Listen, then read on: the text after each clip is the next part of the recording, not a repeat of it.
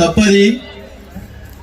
కాబట్టి ఇది ఒక ఫ్లాట్ అంటే 60 నుంచి 70 లక్షల రూపాయలు. ఈ పక్కకు పోయి ప్రైవేట్లో అడిగి చూడండి ఎంత ఉంటుందో. అంత చక్కగా కట్టి మీకు అందేయడం జరిగింది. ఆట స్థలాలు, పార్క్ స్థలము, దీని ఒక మంచి డిజైన్ గా మోడల్ గా తయారు చేసి దీన్ని అందరికి కట్టించి అందేయడం జరిగింది. కాబట్టి నేను ఎందుకు చెప్తున్నానంటే మీరందరూ ఆ విధంగా నమ్ముకున్న వ్యక్తులను, మనకు సాయం చేసే వ్యక్తులను ఎప్పుడు మరవడానికి వీల్లేదు. కాబట్టి ఆ విధంగా మీరందరూ ఆలోచన చేయాలి. రెండోది, మీకున్న సమస్యలు ఇక్కడ ఫేజ్ 1, ఫేజ్ 2, ఇక్కడ మనకున్న నాగులపల్లి కానీ, కడదనూరు కానీ, అమీన్పూర్ కానీ, బచ్చిగూడెం కానీ, డబుల్ బెడ్రూమ్లు ఎక్కడున్నాయో అక్కడ మొత్తము అన్ని 3 కమ్యూనిటీలకు సంబంధించిన దేవాలయం కానీ, చర్చ్ కానీ, మసీద్ కానీ వాటికి ల్యాండ్ కేటాయించి ఆ టెంపుల్ అని నిర్మాణం చేయడానికి ప్లాన్ చేస్తున్నామని మీ అందరికీ తెలియజేస్తా ఉన్నాం. ఈ ప్రజాస్వామ్యంలో సెక్యులరిజంలు అందరూ గౌరవించే బాధ్యత నాయకత్వం ఉన్నది.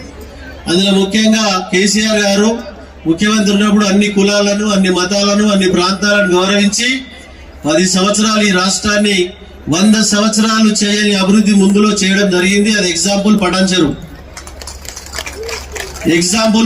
ఒక్కొక్క రేడియల్ రోడ్డు 1200 కోట్లు, 800 కోట్లు. ఈరోజు తెల్లాపూర్ రోడ్డు చూడండి. ఎందుకు చెప్తున్నానంటే మేము ఒక 2014లో శాసనసభ్యుడు అయినప్పుడు, అంతకుముందు మేము ఇట్లా 90 నుంచి రాజకీయాలు ఉన్నాం. 1 లక్ష రూపాయలు కావాలంటే చెప్పులు అరిగిపోయినాయి. ఈ 2 సంవత్సరాల అదే పరిస్థితి.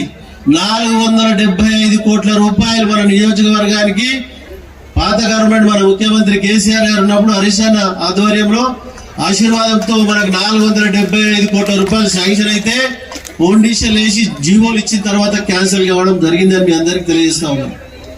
కాబట్టి ఇప్పటికే వదిలిపెట్టే క్వశ్చనే లేదు. ఈ 12 సంవత్సరాలు ఒక లెక్క, ఈడికేలు ఒక లెక్క అని చెప్తా ఉన్నాం. ఈడ వదిలిపెట్టే క్వశ్చన్ లేదు. కాబట్టి దయచేసి మీరు ఇక్కడ మీకున్న డౌట్లు ఏం చెప్తా ఉన్నారంటే, ఇక్కడ మీరు లేనప్పుడు వచ్చి సర్వే చేసి క్యాన్సిల్ చేస్తామంటా ఉన్నారు.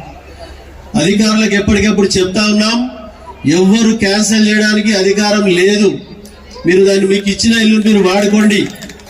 దయచేసి మీరు గిట్ట తప్పు చేయకండి, మీరు అమ్మడానికి పెట్టకండి. మీకు ఇల్లు లేని వారికే సర్వే చేసి ఇల్లు ఇవ్వడం జరిగింది. మన దగ్గర ఇట్లా కొంచెం తప్పు పెట్టుకొని ఎదుటలో నడవడం కాదు. మీరు తప్పకుండా ఏ ఇల్లు కేటాయించినమో ఆ ఇంట్లో మీ భార్య బిడ్డలతో సుఖంగా ఉండమని చెప్పి నేను ప్రత్యేకంగా మిమ్మల్ని కోరుతా ఉన్నా. కాబట్టి ఆ విధంగా మీరు అందరూ ఆలోచన చేయండి. తప్పకుండా ఇంతకుముందు మీరు కోరిన మేరకు చర్చ్ కానీ, మసీద్ కానీ,